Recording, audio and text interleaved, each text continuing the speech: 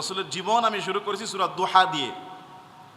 সূরা ওয়াদ-দুহা, ওখানে ইয়াতিমের কথা আছে, তারপরে মিসকিনের কথা আছে। সূরা নাশরাহ, রাসূলকে যে আল্লাহ নিয়ামত দিয়েছিল, সূরা নাশরাতে তিনটা নিয়ামত মনে আছে কিনা। এরপরে সূরা আলাক, কুরআন নাজিলের সূরা, ইকরা বিসমি রাব্বিকাল্লাযী খালাক। এরপরে সূরা মুজাম্মিল মুদ্দাসসির, তাহাজ্জুদ নামাজে রাসূলকে উঠতে বলছে এবং পাক পবিত্র হতে বলেছে। এরপরে সর্বশেষ রাসূলের জন্মের 55 দিন আগে একটা ঘটনা ঘটেছিল, হস্তি বাহিনীর ঘটনা। কাবাকে আল্লাহ তাআলা হেফাজত করছিল। সেই প্রেক্ষাপটে আলাম তারা কাইফা ফাআলা রাব্বুকা বিআসহাবিল ফিল, কিছুটা কি মনে পড়েছে আপনাদের? মাশাআল্লাহ। ভাবছেন যে হুজুর চলে গেছে, মাঝখানে আরেকজন কয়েকদিন ছিল, হুজুরের ক্লোজ, খালের ওই পারে বয়ান শেষ। আজকে আমরা রাসূল করিম সাল্লাল্লাহু আলাইহি ওয়াসাল্লামের জীবন থেকে শুনব। একটি সূরা আমি তেলাওয়াত করে ফেলেছি, যেই সূরাটি এমন একটি সম্প্রদায়, এমন একটি কবিলা, এমন একটি গোত্র সম্পর্কে নাজিল হয়েছে, একমাত্র একটি বংশ সম্পর্কে, যেই বংশ থেকে জন্ম নিয়েছেন মুহাম্মদুর রাসূলুল্লাহ সাল্লাল্লাহু আলাইহি ওয়াসাল্লাম। তাহলে আজকের যে তাফসীরের বিষয়বস্তু আমি ফোকাস করেছি রাসূলের বংশ, রাসূলের বংশ। রাসূল করিম সাল্লাল্লাহু আলাইহি ওয়াসাল্লামের বংশটা হলো কুরাইশ। কি বংশ? কুরাইশ। কোরআনে একটি সূরাও রয়েছে কুরাইশ, লিইলাফি, আরে বলুন মিয়া, নাহলে ভুলে যাবেন, লিইলাফি কুরাইশ। আপনাদের কলবটাকে খুলে ফেলতে হবে, এই কলব, এই কাশ খুলে ফেলতে হবে, মুখের জড়তাকে দূর করে দিতে হবে, অন্তরের সঙ্গে কোরআনের নেটওয়ার্ক মজবুত করতে হবে। বহু মানুষ আছে গুলি মারলে বুক থেকে গুলি ফিরে আসবে, কোরআনের আওয়াজ বের হয় না। সূরাটার নাম কি সবাই বলুন? আরো জোরে। 114 সূরার একটা সূরা তো আপনি বললেন নাকি? বলেন। এক একটা তাফসীর, যে আমি আসলাম আর বললাম, বিষয়টা এমন, আমি প্রায় সময় বলি, এগুলি আমি ক্লাসের মতো নেই, একটা বিষয়, একটা কোর্স কমপ্লিট হয়ে যায়। আলহামদুলিল্লাহ বলেন। লিইলাফি কুরাইশ, কুরাইশদের আসক্তি আছে। এই সূরাটা নাজিল হয়েছে মক্কাতুল মুকাররমায়, এজন্য এই সূরাকে বলা হয় মাক্কি সূরা। কি সূরা? মাক্কি সূরা। আবার কিছু সূরা নাজিল হয়েছে কোথায়? মদিনায়, মাদানী সূরা। এগুলি বারবার রিপিট করি এই জন্য, যাতে করে কি ব্রেনে আপনাদের ভালো মতো, আমার আপনার সবার জন্য ভিতরে থাকে। তো এই সূরাটা হলো মাক্কি সূরা, তার মানে কোথায় নাজিল হয়েছে? মক্কায়। মাশাআল্লাহ। সূরাটির আয়াত মাত্র 4টি আয়াত, ছোট্ট একটা সূরা। মাঝে মধ্যে তো আমরা অনেকেই, সবারই মুখস্থ আছে আলহামদুলিল্লাহ, নামাজেও পড়ি, তাই না? নামাজেও সূরাটা আমরা পড়ি। নবী আকরাম সাল্লাল্লাহু আলাইহি সাল্লামের যে বংশটা হাশিমি বংশ, হাশিমি বংশটা হলো কুরাইশ বংশের একটা উপগোত্র। মূল গোত্র কিন্তু কুরাইশ। কুরাইশ থেকে আবার শাখা প্রশাখা বের হয়েছে। তো রাসূলের যে উপগোত্র হাশিমি বংশের, উনি হাশিমি বংশ হলো কুরাইশ বংশ থেকে আসছে। এরকম কুরাইশ বংশ থেকে অনেক গোত্র বের হয়েছে। আর কুরাইশ বংশটা এসেছে বনু ফিহির থেকে। আর মক্কার পুরা কাবিলাটা অনেক পুরাতন গোত্র হলো মুজার গোত্র। তো পরবর্তীতে যখন রাসূল সাল্লাল্লাহু আলাইহি সাল্লাম নবুয়ত লাভ করলেন, নবী হলেন, মক্কা বিজয় হলো, রাসূলের সুনাম খ্যাতি গোটা পৃথিবীতে ছড়িয়ে পড়লো, তারপরের থেকে অন্য অন্য গোত্র সব চাপা পড়লো। যারা কুরাইশ বংশে, তারা নিজেকে সম্মানিত বোধ করলো। মানে যে উপগোত্র হাশিমি, ওইটাও বলে না যে আমি কুরাইশ বংশের। কুরাইশ বংশের শাখা কি? হাশিমি বংশ। আরও অনেক শাখা আছে, ওগুলি বলে না। অন্যান্য শাখা বংশের নিজের পরিচয় দেয় না, পরিচয় দেয় কি? আমার মূল কি? কুরাইশ বংশের। কেননা কুরাইশ বংশ থেকে আসছে মুহাম্মদুর রাসূলুল্লাহ সাল্লাল্লাহু আলাইহি ওয়াসাল্লাম। অনেক সাহাবী কুরাইশ বংশ থেকে আসছেন, অনেক। এই কুরাইশ বংশ থেকে শাখা উপশাখা বের হয়ে গেছে। যতই শাখা উপশাখা বের হয়ে যাক, পরবর্তীতে যখন ইসলাম প্রতিষ্ঠা হলো, প্রত্যেকে নিজেকে কুরাইশি বলতে, কুরাইশ বলতে গর্ববোধ করতো। আলহামদুলিল্লাহ বল। এ দেখবেন ফুরফুরা শরীফের কয়েকজন পীর সাহেব আছে, ওনাদের নামের সঙ্গে কুরাইশি লেখা আছে। মানে ওনারা বলে যে আমাদের সিলসিলা কুরাইশি থেকে আসছে। আছে না এরকম অনেকে? আছে না কুরাইশি। আমরা তো মদিনায় পড়াশোনা করলে বলি মাদানী, মক্কায় পড়াশোনা করলে বলি মাক্কি, আল আজহার বিশ্ববিদ্যালয়ে পড়াশোনা করলে আজহারি, কিন্তু অরিজিন আপনার মদিনায় জন্ম, মদিনার পরিবার, রাসূলের বংশ, এরকম অনেকে আছে বাংলাদেশে সঙ্গে মাদানী, তিনারা অরিজিনাল মাদানী, রাসূলের বংশধর আছে এরকম অনেক। তো এই ছোট্ট সূরাটা, এই সূরাটা 4টি আয়াত বিশিষ্ট রাসূলের বংশের নামে নাজিল হয়েছে। রাসূল সাল্লাল্লাহু আলাইহি সাল্লাম বলেছেন, আল্লাহ তাআলা কুরাইশবাসীকে 60টি বিষয়ে মর্যাদাময় করেছে। যারা কুরাইশ বংশের, এদেরকে আল্লাহ তাআলা 60টি বিষয়ে মর্যাদাময় করেছে। কয়টি বিষয়? 60টি বিষয়ে। 1 নম্বরে রাসূল বলছে কেন? 1 নম্বরে আমি মুহাম্মদ সাল্লাল্লাহু আলাইহি সাল্লাম কুরাইশ থেকে, এই জন্য কুরাইশ বংশ মর্যাদাময়। সুবহানাল্লাহ। 1 নম্বরে কুরাইশ বংশ মর্যাদাময় হয়েছে কি জন্য? রাসূল সাল্লাল্লাহু আলাইহি সাল্লাম এই বংশের। নবীজি নিজে বলতেছে হাদিসে যে কুরাইশ বংশ 60টি কারণে, 60টি বিষয়ে তারা মর্যাদাময় হয়েছে। 1 নম্বরে আমি রাসূল কুরাইশ থেকে। 2 নম্বরে নবুয়ত কুরাইশ থেকে। রাসূল যদি কুরাইশ থেকে হয়, রাসূল যদি নবুয়ত প্রাপ্ত হয়, তাহলে কুরাইশ থেকে নবী। 1 নম্বরে রাসূল বলছে আমি কুরাইশ থেকে, নবুয়ত যেই নবী যিনি হয়েছেন তিনিও কুরাইশ থেকে, অর্থাৎ রাসূল। 3 নম্বরে এই কুরাইশের মর্যাদা হলো কাবা ঘরের রক্ষণাবেক্ষণের দায়িত্ব আল্লাহ তাদেরকে দিয়েছে।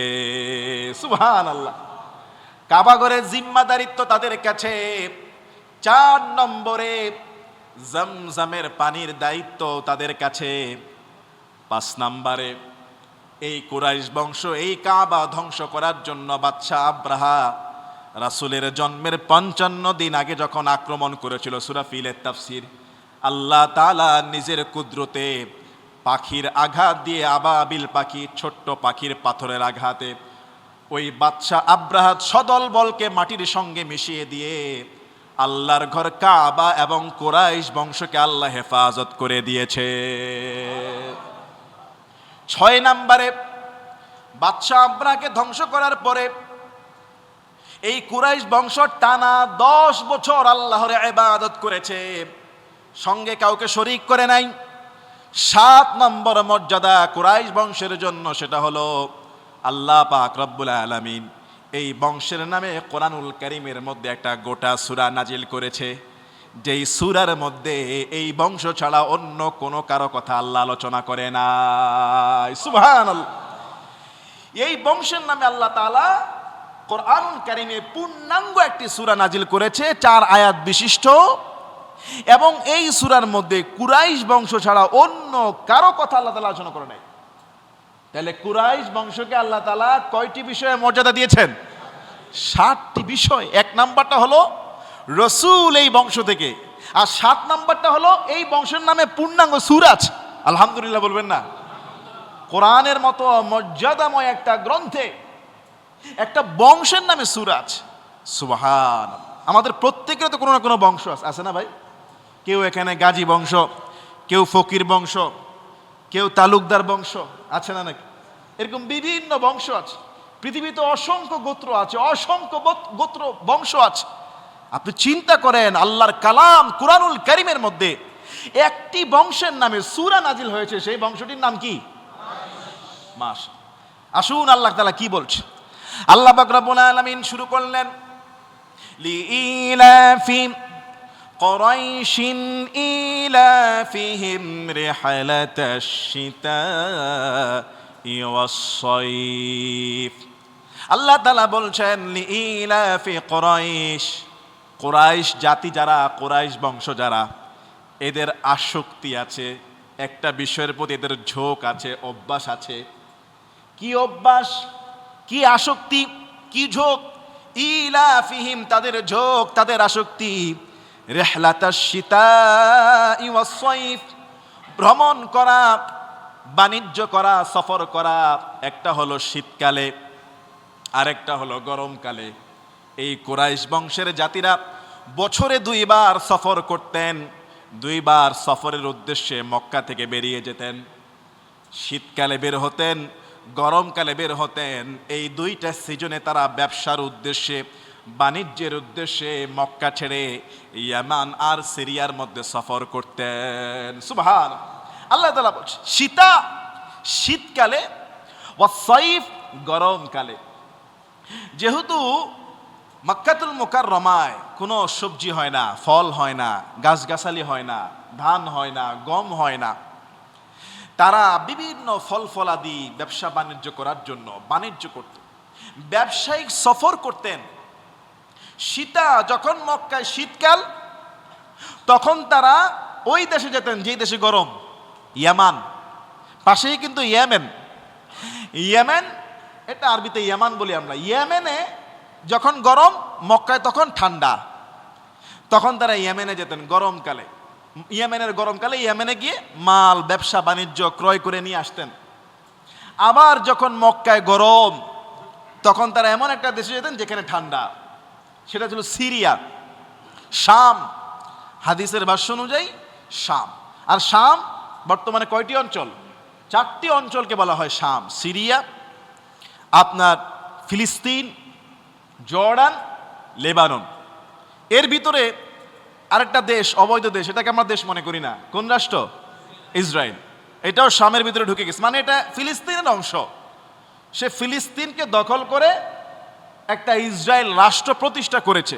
কিন্তু আমরা গোটা মধ্যপ্রাচ্য, গোটা মুসলিম নয় শুধু, যারা অমুসলিম ঐতিহাসিকবিদ এবং ফেয়ারলি কথা বলে, তারাও জানে এই ভূখণ্ড মূলত ফিলিস্তিন, এই ভূখণ্ড মূলত আরবদের, এখানে ইয়াহুদিদের কোনো ভূখণ্ড নাই। তো মক্কা এই কুরাইশবাসী তারা শামে যেতেন। শাম, শাম তো কয়টা রাষ্ট্র মনে থাকবে তো? 4টা রাষ্ট্র তৎকালীন শাম ছিল, বর্তমানে এগুলি রাষ্ট্র ভাগ হয়েছে। তা আল্লাহ তাআলা বলছে এদের আসক্তি বছরে 2 বার সফর করা, ব্যবসা বাণিজ্যের সফর। তৎকালীন জামানায় কিন্তু বিমান ছিল না, প্লেন ছিল না, ভালো মানের বাস ছিল না, ট্রেন ছিল না, জাহাজে যেত, ঘোড়ায় যেত, উটে যেত। রাস্তায় কত যে ডাকাতি হতো। মরুভূমির দস্যুরা জলপথে স্থলপথে ব্যবসা বাণিজ্যের পণ্য মালামাল রেখে দিত, ছিনতাই করত। আল্লাহ পাক রব্বুল আলামিন বলছেন, আল্লাযী আত'আমাহুম মিন জু'ইন ওয়া আমানাহুম মিন খাউফ। এই কুরাইশ বংশকে আমি আল্লাহ পাক রব্বুল আলামিন যখন ক্ষুধা লাগতো, ক্ষুধার সময় খাবার দিতাম। ওয়া আমানাহুম মিন খাউফ, যখন তারা ভয় পেয়ে যেত, নিরাপত্তার আশঙ্কা বোধ করত, আমি আল্লাহ পাক রব্বুল আলামিন তাদেরকে নিরাপত্তা দান করে দিতাম। কিভাবে কিভাবে আল্লাহ তাআলা নিরাপত্তা দিতেন? শত শত মাইল, হাজার হাজার মাইল ব্যবসার উদ্দেশ্যে ইয়েমেনে সফর করতেন, সিরিয়াতে সফর করতেন। সফর শেষে মূল্যবান মালামাল নিয়ে আসতেন। রাস্তার মধ্যে ডাকাত ধরতো, চোর ধরতো। ডাকাত আর চোর যখন ধরতো, ওই কুরাইশ বংশের লোকেরা বলতো, ও ডাকাতেরা, ও চোরেরা, ও দস্যুরা, ও লুণ্ঠনকারীরা, তোমরা জানো নাকি আমরা কারা? আমরা হলাম ওই কুরাইশ বংশের লোক যারা বাইতুল্লাহর খেদমত করি, জমজম পানির হেফাজত করি। আমাদের আবাসস্থল কাবাগরের মক্কার আশেপাশে। আমাদের বংশ একটি উত্তম বংশ, স্বয়ং আল্লাহর ঘরের মেহমান আমরা। এই কথা বলা মাত্র দেরি, সমস্ত লুণ্ঠনকারীরা, ডাকাত চোর যারা ছিল, তাদেরকে সসম্মানে সবকিছু দিয়ে ছেড়ে দিত। সুবহানাল্লাহ। পৃথিবীর সমস্ত জাতিদেরকে লুণ্ঠন করা হতো, ডাকাতি করা হতো, চুরি করা হতো, কিন্তু কুরাইশ বংশের লোকেরা নিরাপদে মক্কা থেকে ইয়েমেনে, মক্কা থেকে সিরিয়াতে নির্বিঘ্নে ভ্রমণ করত। ডাকাত চোর তারা তাদেরকে চিনতে পারত, বুঝতে পারত, এরা আল্লাহর ঘরের খাদেম, এরা কাবার আঙ্গিনার কুরাইশ বংশের লোক। খবরদার, একটা পয়সাও এদের নষ্ট করা যাবে না। আল্লাহ পাক রব্বুল আলামিন তাদেরকে স্মরণ করিয়ে দিলেন, ও কুরাইশ বংশের জাতিরা, তোমাদের এই ক্ষুধার সময় বাণিজ্যের খাবারের দ্বারা আমি আল্লাহ ব্যবস্থা করে দিতাম। ওয়া আমানাহুম মিন খাউফ, যখন এই নিরাপত্তার আশঙ্কা বোধ করতা, আমি আল্লাহ পাক রব্বুল আলামিন মক্কায় যেমন আবাবিল পাখি পাঠায়া বাদশাহ আবরা থেকে হেফাজত করেছি, তামাম পৃথিবীতে কুরাইশ বংশ হওয়ার কারণে, কাবার আঙ্গিনার প্রতিবেশী হওয়ার কারণে তোমাকে সর্ব অবস্থায় হেফাজত করে দিয়েছিলেন কে? আল্লাহ তাআলা এই সূরায় তাদের মর্যাদা, তাদের সম্মান বর্ণনা করে দিই। সুবহানাল্লাহ বলবেন না? বাংলাদেশেও অনেক জায়গায় আছে, অনেক জায়গায়। আমরা যখন তাফসির মাহফিলে যাই না, বিভিন্ন জায়গায় যাই, রাতের বেলা অনেক সময় ডাকাত ধরে, আমাদের এরকম অনেক আলেমদের ইতিহাস আছে। চোর ধরে, ডাকাত ধরে, ধরার পরে যখন গাড়ি গ্লাস নামায় যখন দেখে, মনে করেন মিজানুর রহমান আজহারী বসে আছে, ডাকাইতে তো চিনে নাকি, সে কেব এরকম অনেক অসংখ্য ঘটনা আছে, আলেমদের ঘটনা। এক আলেম বলতেছে আমাকে এরকম ডাকাত ধরার পরে গ্লাস খুলে যখন সালাম দিলাম, ওরা মুসাফা করলো। ডাকাতরা বলতেছে হুজুর এমনি থামাইছি আপনার দোয়া নেওয়ার জন্য।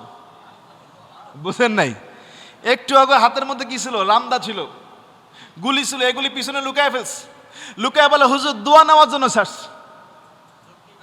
হ্যাঁ, যুক্তিবাদী বলছে। ইভেন আমাকেও কুমিল্লাতে আমি মাহফিল করে যখন রাস্তার মধ্যে উঠলাম, মুহূর্তের মধ্যে 8-10 জন পুরা গাড়িটা ঘেরাও করে ফেলেছে, তাদের কোমরের মধ্যে পিস্তল।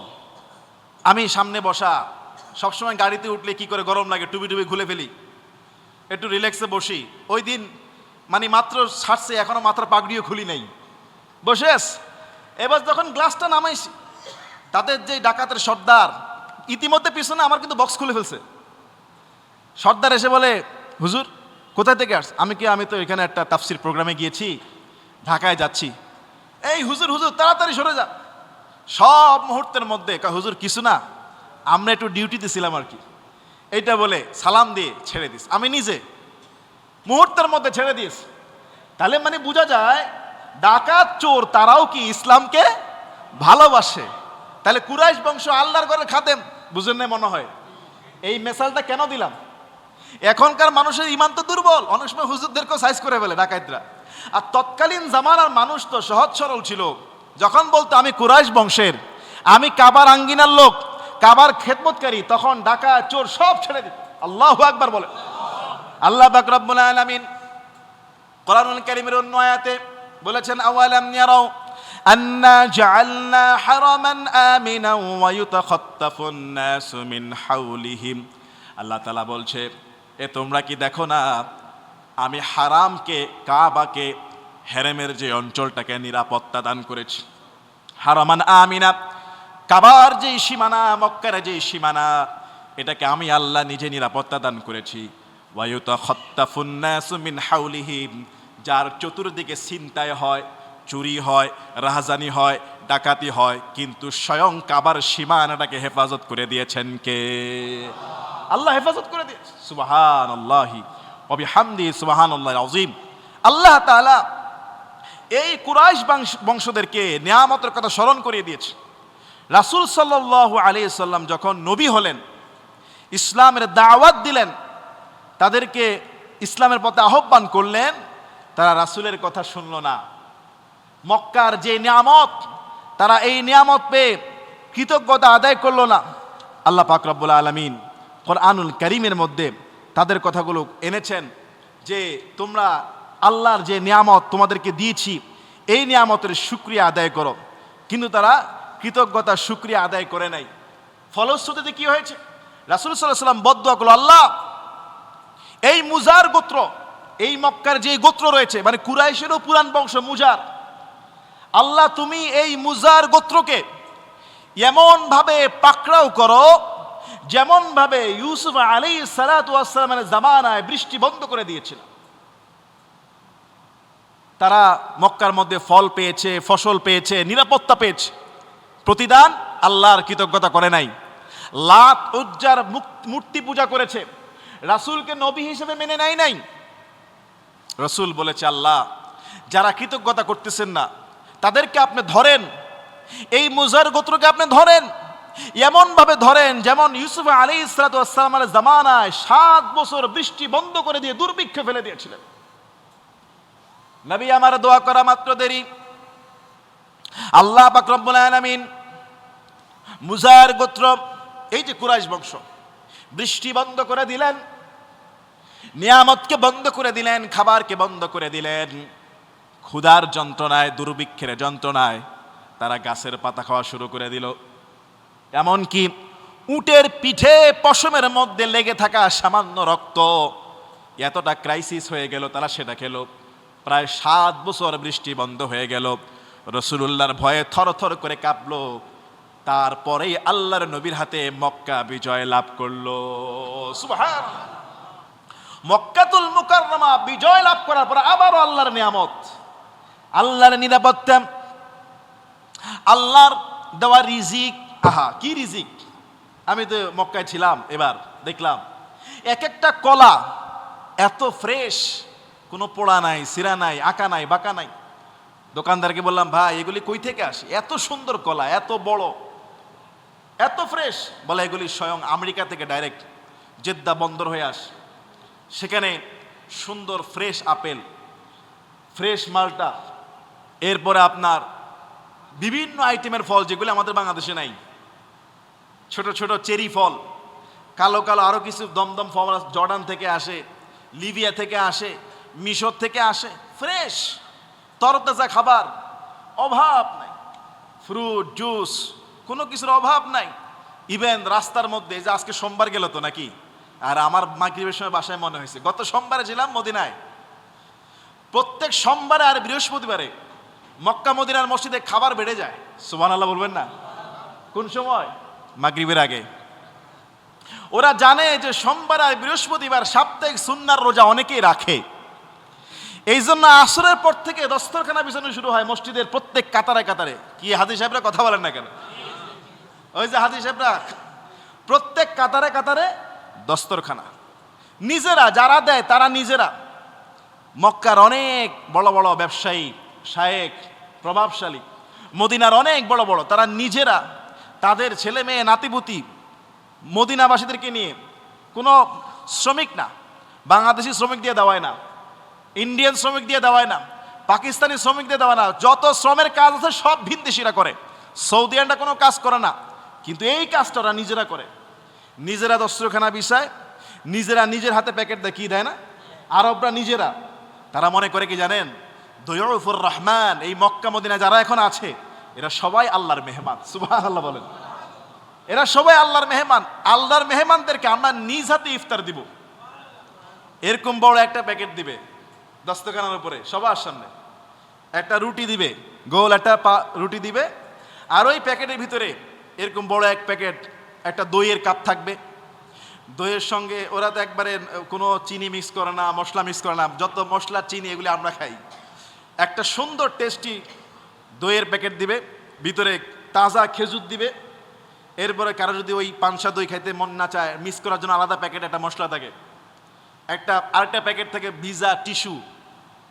এভাবে কোনো কোনো এক প্যাকেট, একটা বোতল থাকে, এক বোতল থাকে পানি, কোনো কোনো প্যাকেটে এক বোতল জুস থাকে, থাকে না? এরকম একজন কেনা শত শত দয়ুফুর রহমান, লক্ষ লক্ষ মুসল্লিকে সোমবারে সবচেয়ে বেশি দেওয়া হয়। যারা একবারে মসজিদের নিচতলায় একবারে সামনে বসে, একবারে ছাদে 2 তলা 3 তলা যায় না বেশি, নিচতলায় যারা বসবে পুরা গ্রাউন্ডের সবাইকে দিবে। ঠিক আজানের আগে আবার এই দস্তরখানা গুছায় ফেলে, সুন্দর করে গুছায় ফেলে।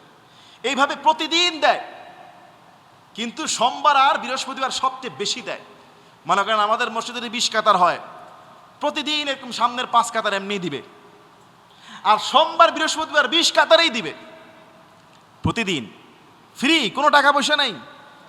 হাজিদের মহব্বতে, খেদমতে মক্কা মদিনায় খাবারের অভাবে কেউ কোনোদিন মরবে না। সুবহানাল্লাহ বলবেন না? এবার আমরা দেখেছি হজের আগে মসজিদের সামনে কার্টুন টু কার্টুন খেজুরের বক্স খুলে দিছে। মসজিদের সামনে ঢুকতে সিঁড়ির গোড়ায় বড় বড় কার্টুন, সুস্বাদু তরতাজা বিগ সাইজ। ওই যে মানুষকে দিব কম দামি না, বড় বিগ সাইজের তরতাজা খেজুর, যেগুলি আমি বাংলাদেশে কোনো দোকানে দেখি নাই, এমন খেজুর দেখেছি সেখানে রেখে দিয়েছে। যা যতটা মন চায় খেজুর খাবে, তারপরে পানির বোতল আছে পানি খাবে, জুসের বোতল দিয়ে জুস খাবে, যা যত দেখছি। শুধু বাঙালিদেরকে দেখছি একটু কাড়াকাড়ি শুরু করে দেয়। আমি বললাম, ভাই কাড়াকাড়ি করার কিছু নেই, এটা 24 ঘন্টা রেখে দিবে, আপনার যতক্ষণ মন চায় খান। এইভাবে মক্কা মদিনায় হাজী সাহেবদেরকে মেহমান আজ না কিয়ামত পর্যন্ত থাকবে। দোয়াটা হযরত ইব্রাহিম আলাইহিস সালাম নিজে করছে, রব্বি জাআল হাযা বালাদান আমিনা ওয়ারযুক আহলাহু মিনাস সামারাত। হে আল্লাহ, এই মক্কা নগরীকে তুমি নিরাপত্তা দান করো, এই মক্কা নগরীকে রিজিক দ্বারা ভরপুর করে দাও। আর রাসূল মদিনায় এসে বলছে, আল্লাহ ইব্রাহিম আলাইহিস সালাম যেমন মক্কার জন্য বরকতের দোয়া করেছে, তুমি মদিনায় তার দ্বিগুণ দান করে দাও। সুবহানাল্লাহ বলেন। এরপরে গাওয়া কাহওয়া, ওরা বলে কাহুয়া, গাওয়া একটা স্পেশাল চাষ, ওইটা এক গ্লাস খাইলে আরো 10 রাকাত নামাজ পড়ে এনার্জি পাওয়া যায়। ফ্রি দিতেছে, খেজুর দিচ্ছে হাজী সাহেবদের খেদমতে। আরাফাত দিবসে, ইয়ম আরাফা, হজের দিন, আমি তাবু থেকে একটু বের হলাম দোয়া করার জন্য। দেখলাম রাস্তার মধ্যে বিশাল বড় বড় যে ভ্যান গাড়িগুলো আছে, ওগুলোর ভিতর থেকে একটা করে দেওয়ার সময় নেই, একজনকে 1 কার্টুন করে জুস দিতেছে, আইসক্রিম দিচ্ছে। তো সবাই, একজনও তার 1 কার্টুন নেয় না, নিয়ে তাবুর মধ্যে আরেকজনকে দেয়। একজনকে 1 কার্টুন করে, আপনার 1 কেস করে, যেখানে 24টা 25টা 20টা করে জুস দিয়ে দিচ্ছে ফ্রি। তারপরে পানির বোতল, ছাতা, আইসক্রিম। আহারে, আরবদের মনটা যে কত বড়। ইভেন বাংলাদেশে আসার সময় যখন এয়ারপোর্টে ঢুকলাম, ইমিগ্রেশন ক্রস করলাম, বিমানে উঠবো, প্রত্যেক হাজিকে 1টা 2টা 3টা যার যতটা মন চেয়েছে, খাদিমুল হারামাইন শরীফাইন আরবিতে লেখা আছে, দুয়ুফুর রহমান বাইতুল্লাহর মেহমানদের জন্য বাদশাহ, বর্তমান সৌদি বাদশার পক্ষ থেকে তোমাদেরকে কোরআন শরীফ হাদিয়া। কি পান নাই? পেয়েছেন? কয়টা আনছেন? 2টা। আপনি কয়টা? 2টা। মাশাআল্লাহ, আমি 3টা আনছি। 2টা আনছেন লজ্জা বলে, আমি তো 3টা আনছি। কোরআনগুলো ওই যে কোরআন, যেই পৃষ্ঠা আর যেই প্রিন্ট, ওরকম 1 কপি কোরআনের খরচ দিয়ে এরকম 10টা বানানো যাবে। বুঝেন নাই? যে দামি এবং সুন্দর সফট সৌদি যে কোরআনগুলো আমাদেরকে দিয়েছে, এরকম মনে করেন 17 লক্ষ হাজি হজ করতে গিয়েছে, কোনো ধরা বাধা নাই, যেই হাজি যে কয়টা চায় সেই কয়টা দেয়। কম না হলেও 30 লক্ষ কোরআনের কপি তারা হাদিয়া দিস। আলহামদুলিল্লাহ বলবেন না? এসব কোরআন না ভাই, ওই পৃষ্ঠে এত উন্নত মানের, এত সুন্দর মলাট, আরো পাতলা, আরো স্লিম। তবে কোরআনগুলো কিন্তু 2টা ফরম্যাটে আছে। একটা হলো আমাদের এশিয়া ফরম্যাট, আর একটা হলো আরবদের ফরম্যাট, যেটা ব্লু কালার। আপনারা কি ব্লু কালার পাইছেন কিনা আমি জানি না। আরবদের যেটা, আমরা যারা হেফস কোরআন শরীফ, আমি বলেছি যে এইটা না ওইটা দেন, তখন ওরা বলছে যে আমি মনে হয় বলছে উর্দু, মানে আমাদেরকে উর্দু কোরআন বললে, এশিয়ার যে ফ্রন্টটা, বাংলাদেশ, পাকিস্তান, ইন্ডিয়া, উর্দু বললে আমাদের জন্য যে ফরম্যাটটা, আর আরবদের একটা ফরম্যাট আছে, ওটা অনেকে আমরা পড়তে পারি না, ওটা জবর জেরের কিছু সমস্যা আছে, মানে ওরা পড়তে পারে, কিন্তু আমাদের বাঙালিদের জন্য উর্দু বলতে হবে। নেভি ব্লু কালার ওইটা, আর একটা হালকা কালার, এরকম 2 সেট ওরা এয়ারপোর্টে রেখে দিয়েছে। প্রত্যেক হাজিকে 1টা 2টা 3টা করে ওরা আসার সময় সর্বশেষ গিফট কোরআনুল কারীম। একটা সময় তাফসির দিত, তাফসিরে মারিফুল কোরআনটা দিত, এই বছর হিফজ কোরআন শরীফটা দিয়েছে। তারা যথেষ্ট খেদমত করে, আলহামদুলিল্লাহ। তা আপনারা এরকম খেদমত করবেন। আমাদের দেশে তো আমি তো খেদমত দেখি না, মসজিদে মুসল্লিদের কোনো খেদমত দেখি না। তারা সব সময় খেদমতের চেষ্টা করে, 10টা চকলেট হলেও দেয়, 20টা খেজুর হলেও মানুষকে দেয়, রাস্তায় দাঁড়ায় থাকে। আপনার এমনটা মনে করেন যে আমাকে 5 তলায় দিতে হবে, বিষয়টা এমন না। আপনার আজকে তৌফিক আছে, সামর্থ্য আছে, গরম পড়ছে, আপনি 10 বোতল পানি মসজিদের সামনে নিয়ে যার মন চায় খাইলো, 20টা জুসের প্যাকেট দিলেন, মসজিদের মুসল্লিদেরকে দিলেন, 1 প্যাকেট খেজুর মসজিদের সামনে রেখে দিলেন, যার যা মন চায় নিল। কি ভাই এরকম সিস্টেম করা যায় না? আমাদের দেশে তো এগুলো আমি দেখি না। বরং আমাদের দেশে যদি জিলাপি 1 প্যাকেট নিয়ে আসে, ওইটা নিয়ে মারামারি শুরু হয়ে যায়। কি হয় কিনা বলেন? খবরে দেখি মসজিদে জিলাপি নিয়ে খুনাখুনি হয়ে গেছে। কথা বুঝেন নাই? আর ওই সাথে ওরা রেখে চলে যায়, যার যেটা মন চায় নিবে। আমরা শয়তানকে পাথর মারতে জামারাতে গিয়েছি, হেঁটে হেঁটে জামারাতে শয়তানকে পাথর মারতে যেতে অনেক হাঁটা লাগে। রাস্তার মাঝখানে এরকম বোতলের পানি নিয়ে দাঁড়ায় আছে, জুস নিয়ে দাঁড়ায় আছে, খেজুর নিয়ে দাঁড়ায় আছে, যা যে কটা মন চায়, যতবার মন চায় নিবে, খাবে, অডেল। আলহামদুলিল্লাহ। তা আমি দেখলাম যে আমাদের এই বাংলাদেশে আমাদের ভিতরে এই প্রশস্ততা নাই। মানুষকে খাওয়ানো, দেওয়ানো, সেবা করা, এটা আমাদের মধ্যে নাই। তা আমি তো আমার অভিজ্ঞতা শেয়ার করলাম। আমাদের মসজিদে এরকম কয়েকজন চালু করুক না আস্তে আস্তে, কি বলেন? সোমবারে একটু ইফতারের ব্যবস্থা করেন, তবে হ্যাঁ অবশ্যই তারা কিন্তু শুকনা করে, মসজিদ যেন নোংরা না হয়। আমরা তো আলুর চপ, পেঁয়াজি, বেগুনি, তারপর বুট মুড়ি, এই ঝোল মশলা খাইতে পারি না। ওদের খাবারটাও কিন্তু শুকনা খেজুর, শুকনা রুটি, একটা দই, আবার 1 টাইম দস্তরখানা পলি মিশায় দেয়। আবার ওরা নিজেরাই কিভাবে গুছায় প্যাকেটে ঢুকায় ফেলে। কোনো মসজিদ নোংরা হয় না, লক্ষ লক্ষ মানুষ খায়, মসজিদে একটা দানা পড়ে থাকে না। আর ইল্লা মাশাআল্লাহ আমাদের যদি দেওয়া হয় একবারে সব সেরা বেড়া করে কিনা বলেন না ভাই? পানি টানি ফেলে একেবারে কাদাচার করে। কিন্তু ওরা কত ডিসিপ্লিন, কত সুন্দর। এই জন্য মানুষকে আমি চাই আরবের মতো আমাদের দিলকে প্রশস্ত হোক। মেহমানদারিতে, মানুষকে খাওয়ানোতে আমরাও এগিয়ে আসি। শুধু আমার বাবা মারা গেলে আমি মিলাদ দিবার খাওয়া, বিষয়টা যেন এমন না হয়।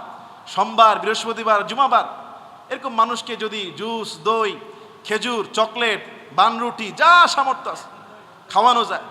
আর কি খাওয়াবো, বহু মসজিদে তো মুসল্লিদেরকে খাওয়ানোর পানিও পর্যন্ত নাই, আছে না বলেন?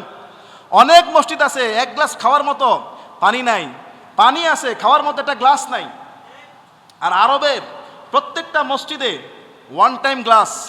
এবং আমরা তো মক্কার বাইরে কিছু মসজিদে ছিলাম, আজিজিয়াতে, ওইসব আমি যে মসজিদে নামাজ পড়ছি মক্কার বাইরে লোকাল মসজিদে 3টা ফ্রিজ। এবং মক্কার মদিনার সব মসজিদ, আমি অনেক বাইরের মসজিদে নামাজ পড়ছি, প্রত্যেকটা মসজিদে 3টা করে ফ্রিজ আছে, 2টা করে ফ্রিজ আছে। বলে হুজুর ফ্রিজ কেন? এই ফ্রিজ ভর্তি ইনটেক পানি, 200 ml, 250 ml, 330 ml ইনটেক পানি ফ্রিজ ভর্তি। যার মন চায়, গরম তো দেশে, মসজিদে ঢুকে যার মন চায় ফ্রিজ থেকে পানি নিয়ে খাবে, পানি ফেলানোর জন্য আলাদা বালতি পড়ে আছে।